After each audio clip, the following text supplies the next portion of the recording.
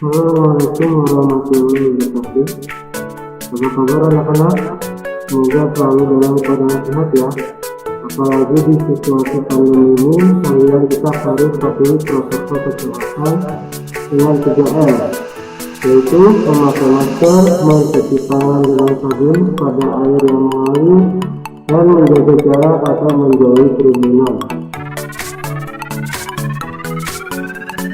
Sebelumnya, kita awali pembelajaran hari ini dengan berdoa terlebih dahulu.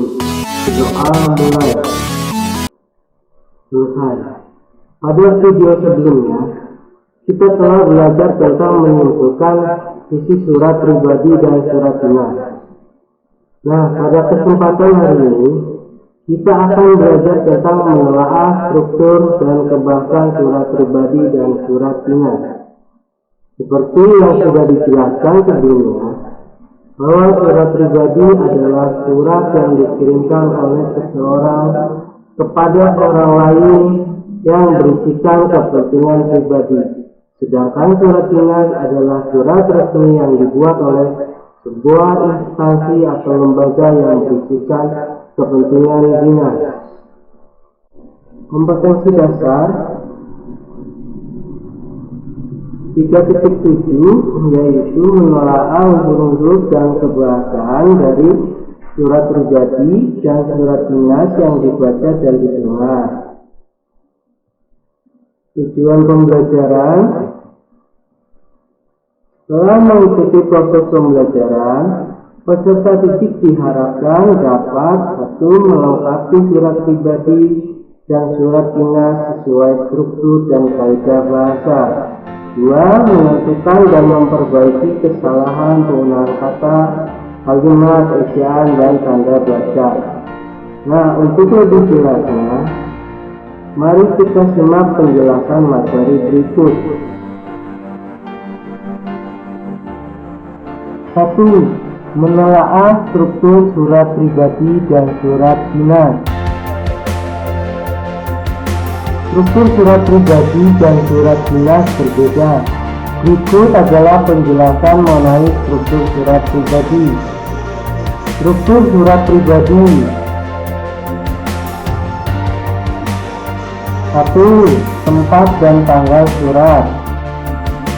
Merupakan nama tempat dan tanggal pembuatan surat. 2. Alamat surat.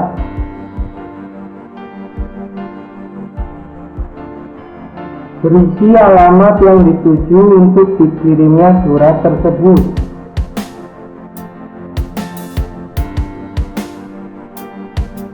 3. Salam pembuka. Biasanya lebih santai atau tidak formal, bisa berbentuk salam kangen, salam rindu, atau juga assalamualaikum. 4. Paragraf pembuka. Biasanya menanyakan tentang kabar. Contohnya, "Hai Nita, apa kabar? Semoga keadaan kamu baik-baik saja ya."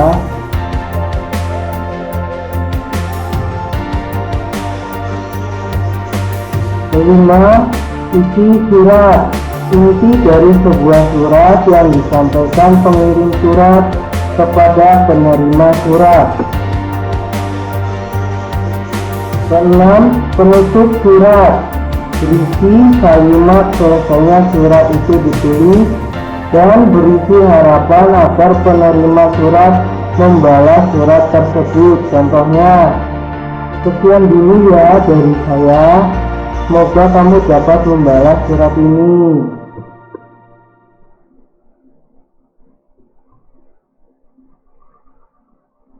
7.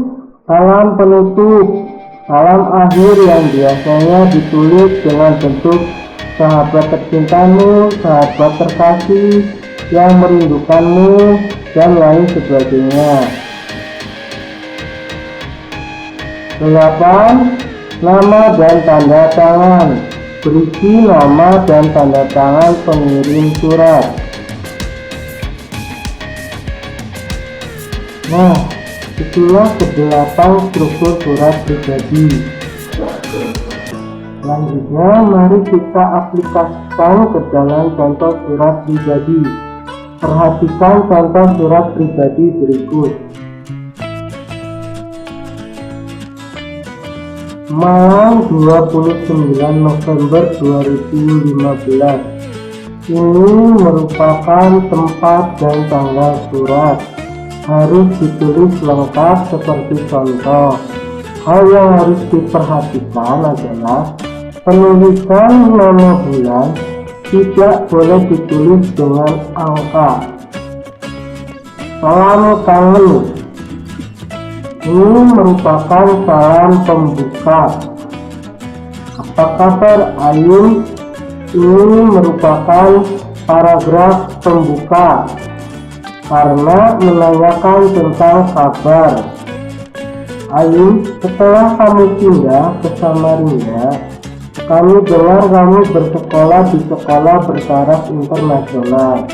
Bagaimana rasanya sekolah di sana? Liburan semester ini, aku dan keluarga berencana berkunjung ke rumah pamanku di Samarinda. Aku akan sangat senang jika dapat bertemu denganmu. Kirimkan alamatmu kepadaku ya.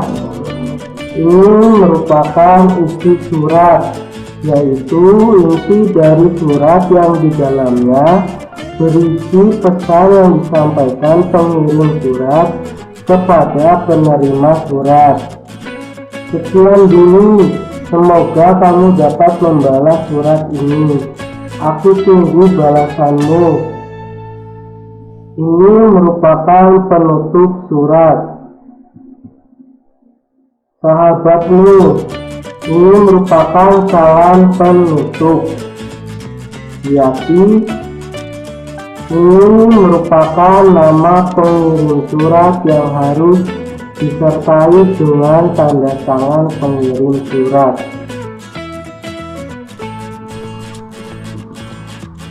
Baik anak-anak, sekarang kita beralih ke surat dinas. Berikut merupakan struktur surat dinas. 1. Kepala surat atau kop surat. Kepala surat atau kop surat berisi nama lembaga atau instansi pembuat surat. 2. Tanggal surat. Tanggal surat berisi tanggal pembuatan surat. 3. Nomor, perihal, dan lampiran. Nomor berisi urutan keluarnya surat. Lampiran berisi tambahan dokumen atau lembaran kertas lain diisi dengan tanda strip apabila tidak memiliki lampiran.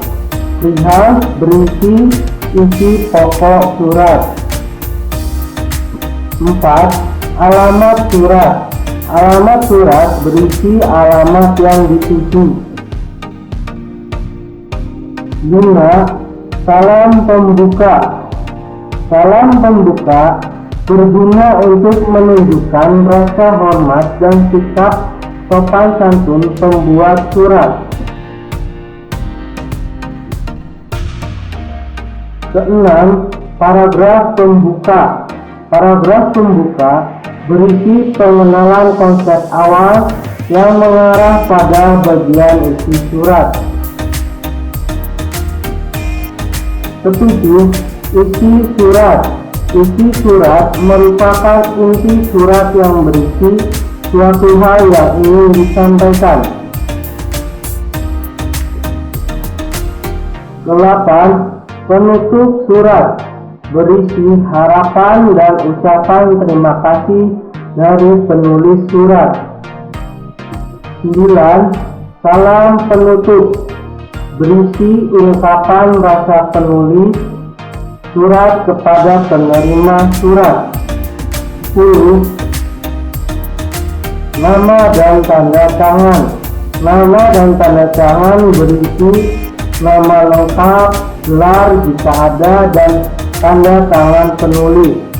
Nah, itulah struktur surat dinas.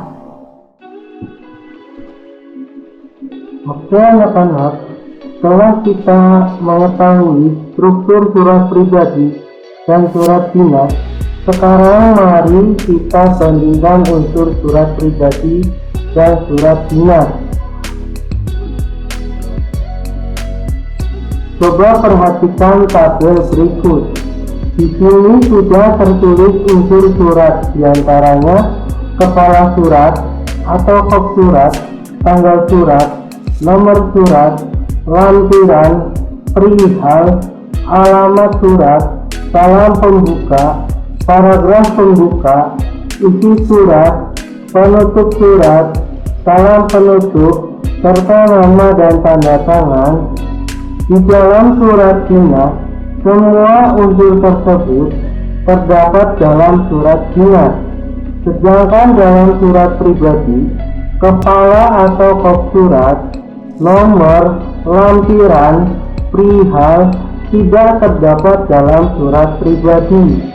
Nah, itulah perbandingan antara unsur surat pribadi dan surat dinas. Selanjutnya, kita akan menelaah pasangan unsur dan alasan penulisan. Memasangkan unsur dan alasan penulisan surat pribadi dan surat dinas. Unsur surat yang pertama, tempat dan tanggal surat. Tujuannya agar pembaca tahu di mana dan kapan penulis menulis surat. Yang kedua, salam pembuka. Tujuannya menyapa pembaca surat. Yang ketiga, kalimat pembuka paragraf. Tujuannya sebagai pengantar isi surat yang mengajak pembaca untuk memperhatikan pokok surat. Yang keempat, isi surat, yaitu pokok informasi yang ingin disampaikan kepada pembaca surat. Yang kelima, salam penutup, bertujuan untuk menutup pembicaraan dalam surat. Dan yang terakhir, nama dan tanda tangan, bertujuan supaya yang membaca mengetahui siapa penulisnya. Kita lanjutkan menelaah bahasa surat pribadi dan surat dinas. Berikut adalah penggunaan bahasa dalam surat pribadi. Di antaranya, 1. Pilihan kata sapaan bersifat pribadi. 2. Bahasa surat pribadi tidak formal tetapi santun. 3. Pilihan ragam bahasa tergantung siapa penerima surat. 4. Menggunakan sapaan atau seperti orang bercakap. 5. Menggunakan kata ganti orang pertama untuk pengirim dan kata ganti orang kedua untuk penerima. Sedangkan penggunaan bahasa pada surat dinas yaitu 1. Pilihan kata sapaan bersifat formal atau resmi. 2. Bahasa yang digunakan berupa ragam baku. Dan itulah penggunaan bahasa pada surat pribadi dan dinas. Nah, pembahasan selanjutnya yaitu menelaah kesalahan dalam penulisan surat.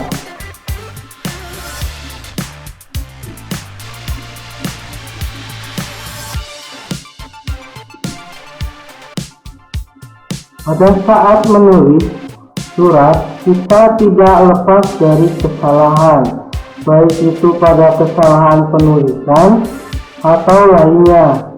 Nah, berikut adalah beberapa kesalahan dalam menulis surat. Kesalahan penanggalan surat, hal surat, lampiran surat, alamat tujuan, isi surat, dan penutup surat. Dalam kesalahan tersebut disertai juga alasannya serta perbaikan dari kesalahan tersebut. Silahkan kalian baca sendiri dan pahami beberapa kesalahan dalam penulisan surat. Menelaah kesalahan dalam surat terdapat pada buku paket Bahasa Indonesia kelas 7 pada halaman 264 sampai dengan 265. Untuk tugas nanti akan diinformasikan oleh guru masing-masing lewat WA atau Classroom atau Edmodo atau aplikasi lainnya yang digunakan oleh sekolah masing-masing. Nah, itulah pembahasan kita hari ini. Semangat terus ya belajarnya. Mari kita tutup dengan alhamdulillah dan tetap untuk mematuhi protokol kesehatan. Assalamualaikum warahmatullahi wabarakatuh.